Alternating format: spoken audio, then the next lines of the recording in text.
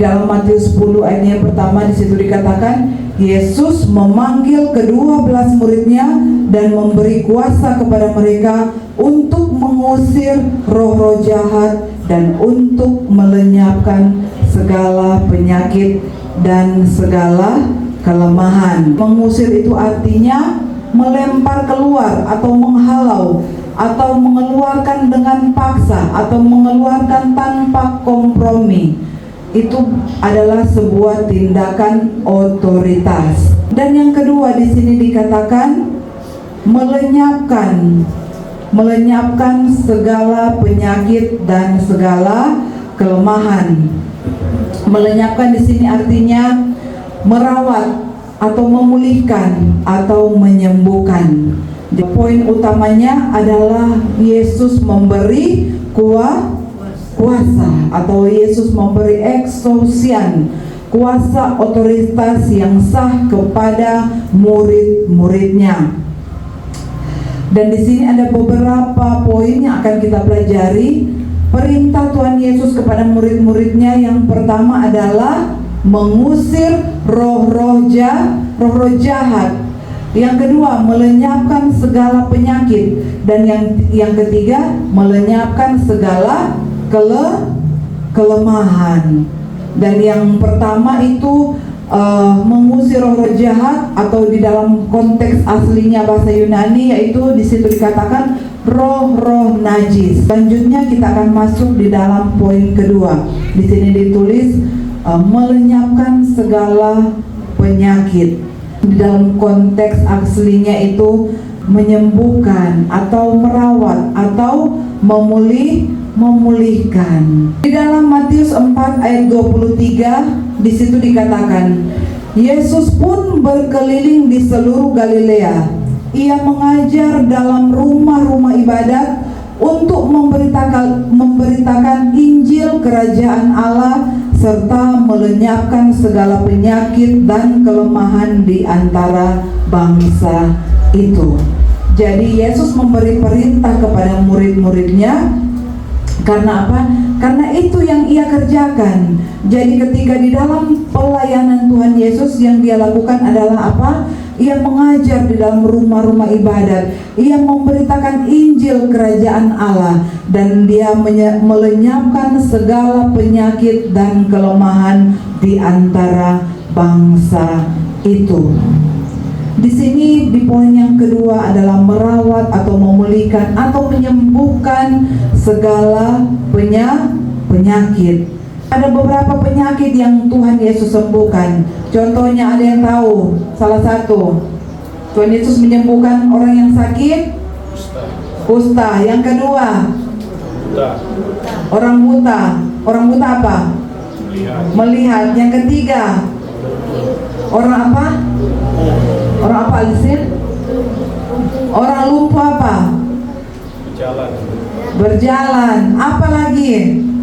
Mati. Orang mati dibangkitkan. Orang kusta, ya sudah tadi pertama. Orang apa lagi?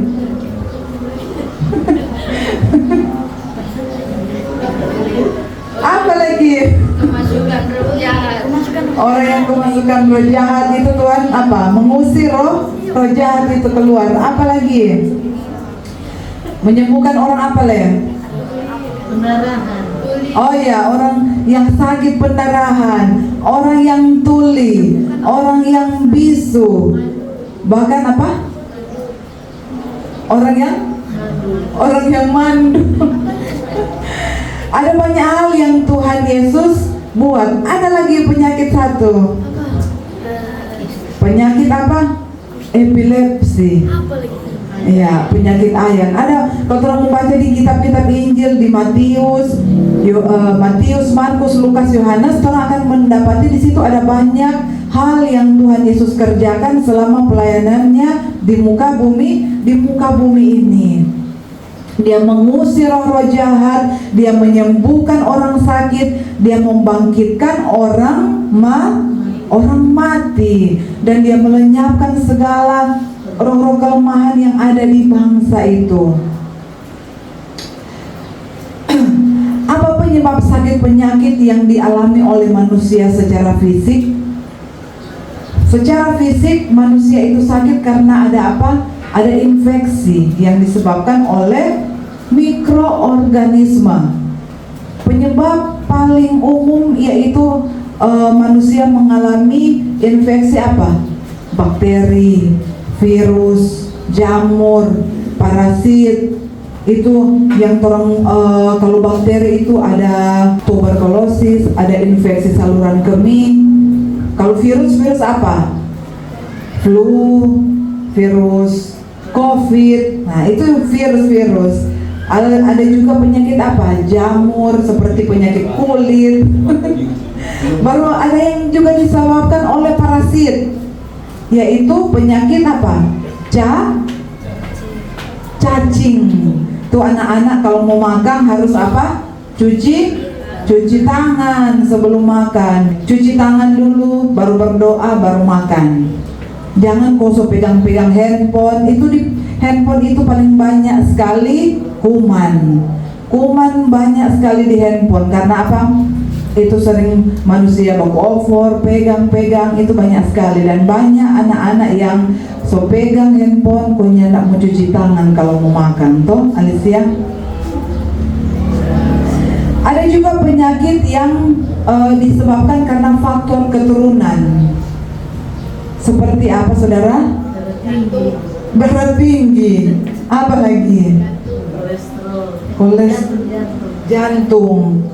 Ada lagi cancer. Cancer itu juga suatu penyakit keturunan, dan juga ada banyak hal yang lainnya sebagainya. Ada juga sakit penyakit yang diakibatkan karena gaya hidup dan lingkungan. Seperti apa? Pola makan yang tidak sehat. Kalau dia kelebihan makan yang manis-manis, goreng-goreng, dia menyebabkan obesitas, dia menyebabkan hipertensi.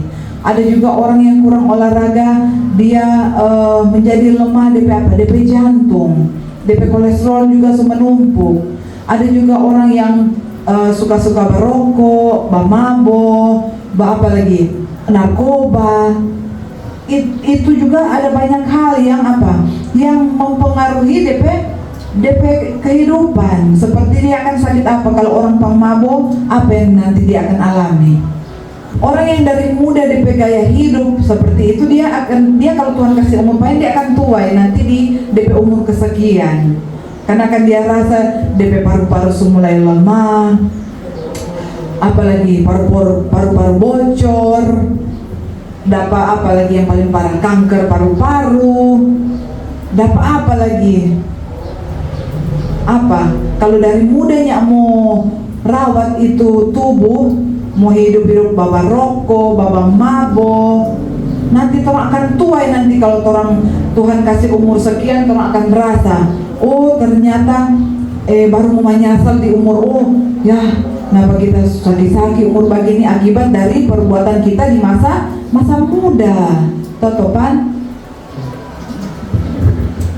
Jadi anak-anak muda yang boleh baik cewek, baik cowok, itu jauhi yang namanya rokok, alkohol, apalagi narkoba. Itu semua dijauhi, karena bukan cuma laki-laki, saudara. Sekarang ini tolong melihat di mana-mana perempuan laki-laki itu sekurang sama. Apalagi muda-muda, bukan kita percaya, tapi anak-anak di sini, tapi nyong-nyong, nona-nona di sini yang tidak ada yang begitu. Amin. Amin. Tetapi di luar sana banyak cewek-cewek lebih memilih dorong pipi badugem daripada pi ibadah. Pagi-pagi dorong hari Minggu mengantuknya dapat ibadah, karena apa? Malam ada pipi badugem, barokok, mabuk, alkohol.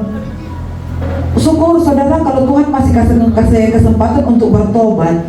Kalau Tuhan soalnya tak kasih anugerah untuk bertobat, kong banyak orang-orang yang sekarang orang lihat di mana-mana, orang akibat orang-orang mabuk, orang-orang hidup di dalam pesta pora, hidup di dalam kejahatan. Akibatnya apa? Banyak orang-orang yang masih muda sudah mati sia-sia. Ada yang dia mabuk sementara bawa motor terus tiba-tiba celaka. Ada yang di tanpa acara mabuk-mabuk, kaget cuma baku harga sedikit, baku harga fals, sebaku bunuh, orang dengar tuh di mana-mana ada banyak hal. Semua karena apa? Gaya hidup mereka itu tidak baik, atau mereka lebih itu orang bilang hanya dorong cari kesenangan yang sementara. Padahal itu ternyata semuanya membawa apa? Sakit, penyakit, bahkan membawa kepada maut. Kalau Tuhan masih kasih pintu anugerah untuk bertobat, mungkin orang itu akan bertobat, dia memperbaiki DP kehidupan, DP jiwa diselamatkan. Tetapi betapa mengerikannya kalau orang itu mati di dalam keadaannya yang tidak bertobat, saudara. Orang so tahu dia itu mau pergi ke mana. Dan yang keempat, di sini dikatakan sakit penyakit itu karena sistem kekebalan tubuh, atau yang terus dengar ada yang namanya sakit apa? Autoimun. Dia menyerang diri sendiri.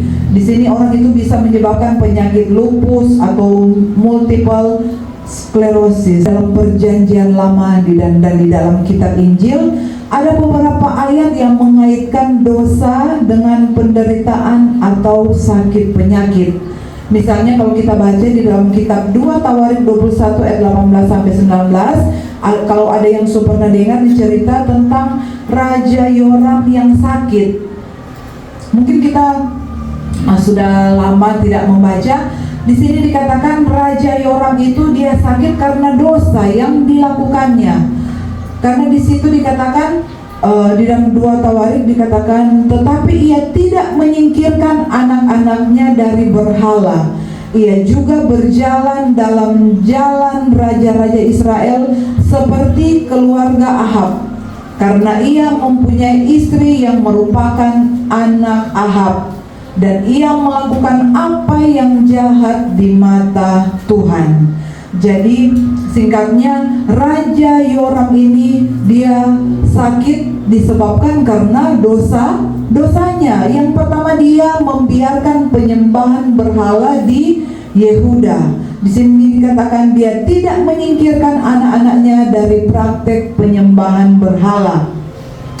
Dan yang kedua, apa dosa dari Raja Yoram ini? Dia meniru kejahatan keluarga Ahab di Israel, termasuk dia penyembahan Baal. Jadi bangsa Israel mengalami kemerosotan moral karena penyembahan kepada Baal. Dan yang ketiga, dia bertindak jahat meskipun dia mengetahui kehendak Tuhan.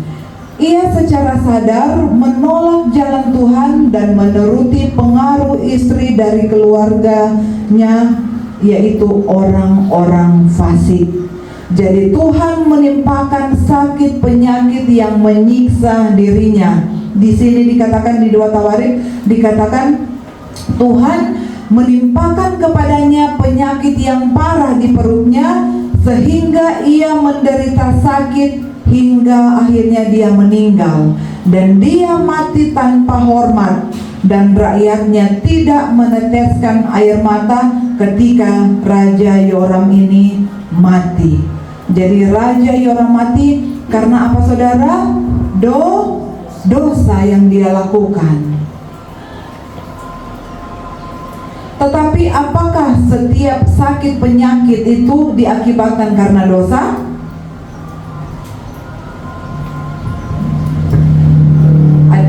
Ada yang tahu? Apakah setiap sakit penyakit yang dialami oleh manusia itu penyebab utamanya karena dosa? Ya? Tidak. Betul sekali, bukan karena dosa, karena ada suatu kisah di Alkitab. Ada yang tahu? Di situ dikatakan ketika Tuhan Yesus bertemu dengan ada yang seorang buta sejak lahir, dan di situ murid-murid Tuhan Yesus bertanya kepada Tuhan Yesus, apa yang dilakukan orang ini sehingga orang ini buta sejak dia lahir?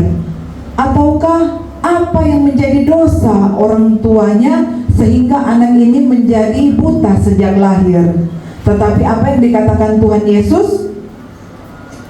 Yesus berkata di dalam Yohanes 9 ayat 3 dikatakan, bukan karena dosa dia atau orang tuanya, tetapi supaya perbuatan Allah dinyatakan di dalam dia.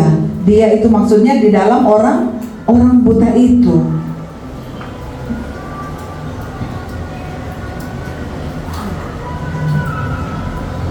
Kemudian apa yang Tuhan Yesus lakukan? Dia ada di mana, saudara? Di dekat kolam Siloam. Dan orang ini sudah lama sekali dia di situ, saudara. Dan di situ dikatakan ada siapa? Dan di situ Tuhan Yesus menyembuhkan mata orang itu, sehingga dia menjadi sembuh. Dan penyakit itu bisa disebabkan oleh faktor biologis, lingkungan, gaya hidup, ataupun roh jahat. Tetapi itu tidak otomatis akibat dari dosa pribadi. Makanya jangan kita manusia itu seringkali kalau ada yang sakit, orang itu paling cepat sekali mau menghakimi orang. Kalau ada yang sakit, oh itu kok gara-gara dia kok begini begitu, gara-gara kok begini, itu kok sampai dia so sakit begitu. Nah itu juga tidak boleh, saudara. Kalau ada yang sakit, orang juga tidak boleh langsung menghakimi orang itu. Tetapi apa yang Tuhan Yesus suruh? Tuhan Yesus memberi kuasa kepada murid-muridnya, termasuk saya dan saudara. Untuk apa? Pertama, mengusir roh-roh najis. Yang kedua, untuk menyembuhkan segala penyakit.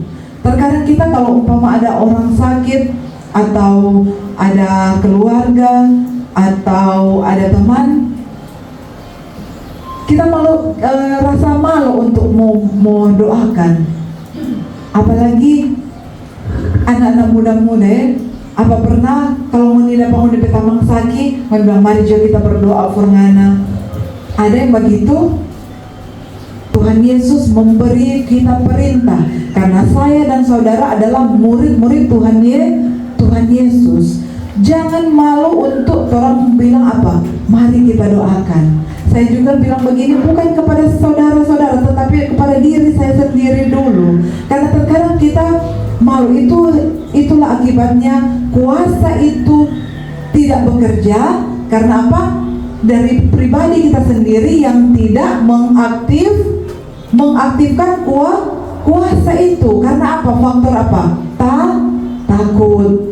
Faktor apa? Malu. Nggak berani, saudara. Mari kita belajar dahulu kepada lingkungan kita yang terkecil. Umpama belajar dulu dari suami kita, atau istri kita, atau dari anak-anak kita. Kita praktekkan itu apa? Itu kuasa. Entah dia sembuh atau tidak, itu semua urusan Tuhan. Tetapi kita sudah memakai kuasa dan otoritas yang sudah Tuhan berikan kepada kita. Karena terkadang kita manusia, kalau kita sudah sakit ini itu, iblis itu cepat-cepat sekali menghembuskan, dia ngana susaki ini, nanti ngana, iblis suka kasih takut, saudara, yang mana ngana nanti mau begini begitu. Nah, tetapi kalau kita anak-anak Tuhan, kita memiliki kuasa dan otoritas itu, kita boleh berdiri dengan kepala tegak, dan kita boleh mengusir setiap roh yang membuat kita takut, membuat kita bimbang, membuat kita stres, membuat kita depresi. Karena biasanya orang itu kalau sudah sakit, saudara, iblis itu akan bisa pada dia. Nanti iblis kasih takut, nanti nggak ada sakit ini mengakibatkan ini. Saya mendengar kesaksian dari Ibu Alvinca dan juga Bapak Dion, Bapak Friends ya. Kalau biasa dibilang Bapak Dion, tetapi Pak Dion ini punya nama Bapak Friends namanya. Ibu Alvinca bersaksi, dia mengatakan yang mana dia pernah sakit usus. Dan dokter sudah memvonis, dokter bilang ini harus dioperasi, kalau tidak akan begini. Tetapi karena sesuatu dan lain hal, mungkin masalah teknis di rumah sakit, dan Ibu Alvinja pulang ke rumah. Intinya begitu ya, Ibu Alvinja pulang. Dan ternyata dia hanya berdoa kepada Tuhan, dan dia hanya percaya, beriman kepada Tuhan. Dan sampai saat ini itu sakitnya sembuh. Dikatakan kalau dokter yang operasi itu mungkin akan ada dampak lain, tetapi kalau Tuhan menyembuhkan itu benar-benar sembuh. Dan Bapak Friends juga bersaksi, yang mana dokter sudah vonis dia begitu banyak sakit penyakit yang dia alami. Menurut kesaksian, ada begitu banyak, bilang ada lebih dari 10 penyakit ya Bapak. Tetapi kalau dia boleh ada sampai saat ini, kalau mendengar itu dokter yang bilang, penyakit ini. Kalau secara manusia yang tolong akan dengar itu, Bapak Friends mungkin tidak bisa berjalan lagi atau cuma di rumah. Tetapi dia boleh ada sampai saat ini. Dia boleh datang beribadah dengan kondisi rumah yang di atas gunung. Kalau mau datang turun gunung, mau pulang juga naik gunung.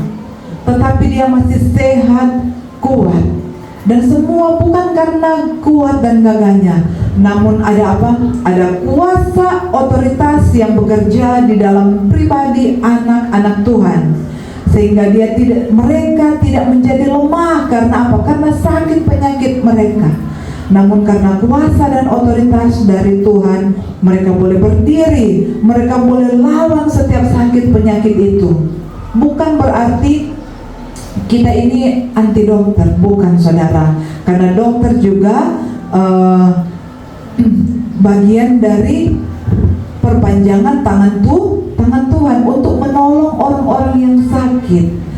Tetapi ada juga orang-orang yang berdiri di atas iman mereka kepada Tuhan. Dan ada ayat firman Tuhan berkata, jadilah sesuai imanmu. Di situ dikatakan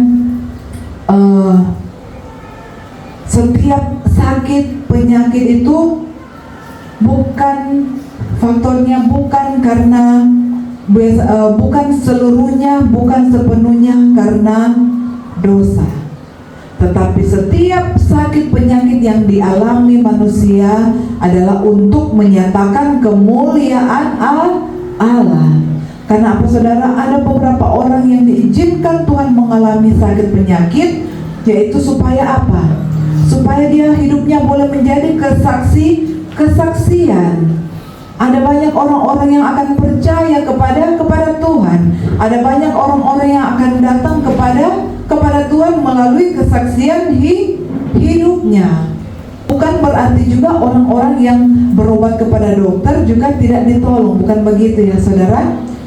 Tuhan memberkati juga setiap kalau orang ada sakit, mungkin orang mengonsumsi obat. Ketika kita berdoa, Tuhan juga memberkati. Tuhan memberkati tangan dokter yang merawat kita. Tuhan memberkati segala obat-obat yang kita pakai, sehingga kita boleh menjadi sembuh.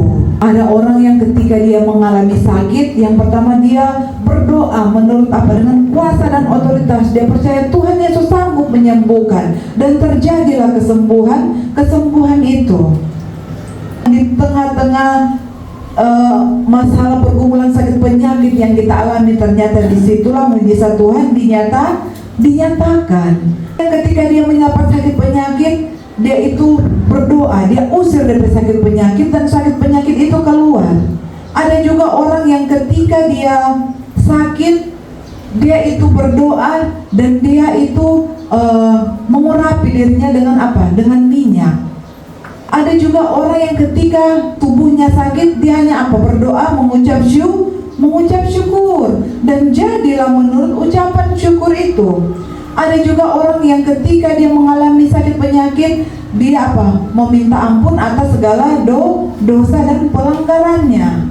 Ada orang yang ketika dia sakit, dia memilih untuk merawat dengan perawatan medis. Semuanya bisa kita lakukan. Tetapi yang terutama ketika tubuh ini sakit, ketika tubuh ini mulai lemah, kita datang kepada Tuhan. Engkau mau berobat di dokter di mana? Silakan. Tetapi iman pengharapan kita jangan tergantung kepada dokter. Yang utama harus bergantung kepada Tuhan.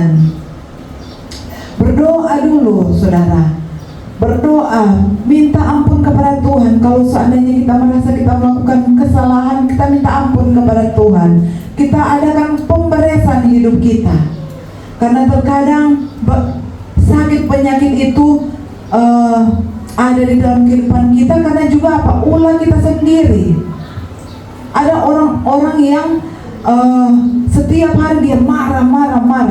Dia pahit. Dia kecewa. Dan apa yang dialami? Dia mengalami sakit apa? Sesak dikit, so asam lambung, susah gimana? Karena apa? Pikirannya apa? Sakit. Itu dia iblis kasih dia roh kepahitan. Iblis tanamkan dia akar pahit. Dia tidak mau melepaskan. Itu hidupnya pahit, hidupnya dendam, hidupnya apa? Marah. Tolong lihat ya saudara. Orang itu kalau hidupnya pahit, apa yang dikeluarkan dari mulutnya pasti hal-hal yang pahit. Seperti apa? Kemarahan. Seperti apa? Dia menghujat manusia. Yaitu dia mencemooh manusia. Dia membenci sesamanya. Itu orang kalau hatinya itu penuh dengan akar pahit, hanya keluar dari perantara dari mana saudara? Mulut. Apa yang dikatakan selalu pahit, yang dikatakan hal-hal yang kotor, hal-hal yang najis, hal-hal yang apa? Tidak memuliakan Tuhan. Itu orang yang hidupnya pahit. Orang kalau hidupnya itu pahit, dia mempengaruhi DP apa? Kondisi fisik tubuhnya itu akan mengalami sakit penyakit. Tidak heran itu orang kalau hidupnya pahit, dia suka marah-marah, suka emosi, suka tidak mau mengampuni orang.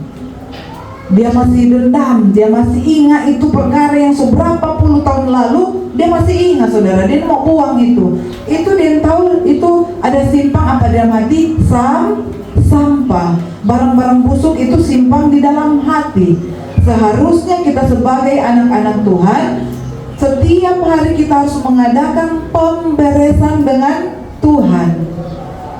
Bagaimana kita sementara beribadah kita mengatakan kita mengasihi Tuhan, sementara kita membenci sesama kita. Kita membenci saudara kita membenci anak kita membenci orang tua kita membenci ipar, kita membenci teman-teman yang menyakiti kita. Tidak saudara, kalau kita seperti itu berarti hidup kita ini bermusuhan dengan Allah. Karena kalau kita mengasihi Allah, otomatis kita juga mengasihi sesama. Kalau hubungan kita dengan Allah rusak, itu berarti hubungan juga dengan sesama itu rusak. Tidak ada orang bilang dia mengasihi Allah berarti yang membenci orang lain. Tidak ada begitu. Itu namanya engkau pendusta. Tetapi orang yang hidup mengasihi Tuhan, dia hidup berdamai dengan sesama. Jangan ingat-ingat lagi tuh orang kesalahan tuh seberapa puluh tahun lalu tuh, jangan ingat-ingat saudara. Itu bikin sakit penyakit, bikin stres, bikin depresi, bikin asam lambung, bikin darah tinggi, bikin apa deh? Bikin sakit ginjal, bikin kalau orang saudara tinggi mau apa lagi? Dia hidupnya sekurang akan bergantung kepada obat. Jangan saudara. Kita manusia tidak ada yang sempurna. Karena di dalam dunia ini ada begitu banyak orang yang akan menyakiti kita, orang yang menfitnah, orang yang berkata buruk tentang kita. Ada banyak hal yang akan kita terima. Tetapi yang perlu kita jaga adalah tubuh jiwa roh ini kita jaga, terutama hati ini kita jaga dengan kewaspadaan. Kita mengerti ada roh apa yang bekerja di balik semua itu. Ada roh apa saudara? roh najis yang sudah kita pelajari pada minggu lalu. Jadi kalau kita bekerja, kita tahu roh-roh itu tidak mengakibatkan dosa, tetapi bagaimana sehingga itu mengakibatkan dosa? Dengan kita membuka pintu.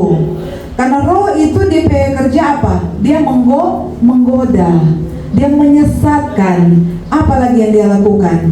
Dia membisikkan, dia kasih kepahitan, dia kasih kekecewaan, dia kasih apa buat orang lagi? Dia kasih keinginan untuk berbuat dosa. Tetapi kalau kita buka celah, kita izinkan itu masuk, itu mengakibatkan dosa.